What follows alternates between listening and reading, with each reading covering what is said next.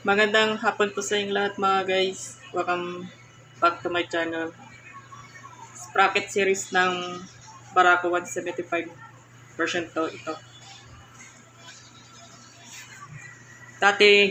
Dati nagamit ko na 1448 bitin at hirap. Ngayon pinalitan ko na ng 1451. Ayan. Sprocket combination ng aking Barako 175 51 tit to.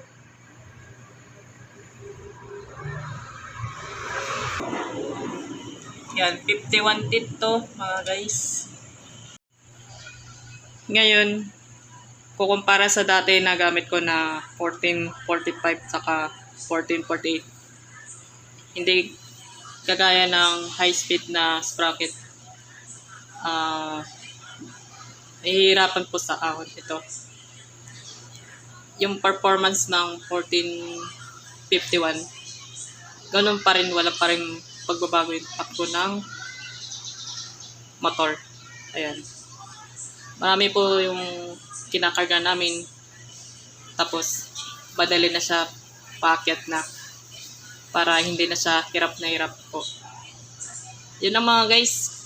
Yung 120 na haba ng 428 sa kaparehas ng 48 tit hanggang sa 51 tit to. Ito yung guys, papansin nyo.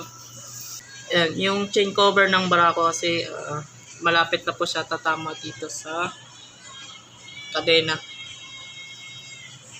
Kailangan ko lang kasi palitan ko ito. Iba na pa yung design nito. Chain cover kasi gawa ng kasi malaking sprocket to. Hanggang dito lang to mga guys about sa sprocket series ng Barako 175 version 2. Yan.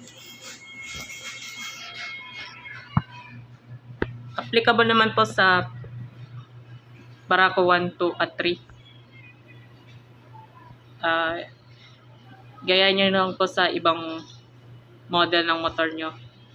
Kung gusto nyo na magpalagay ng 51 tit sa rear sprocket. Yun lang po. Hanggang dito lang po sa video na to.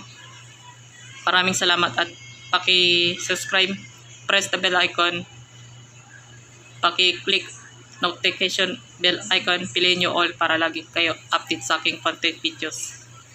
Maraming salamat, ride safe, and God bless you everyone. Mabuhay po kayong lahat.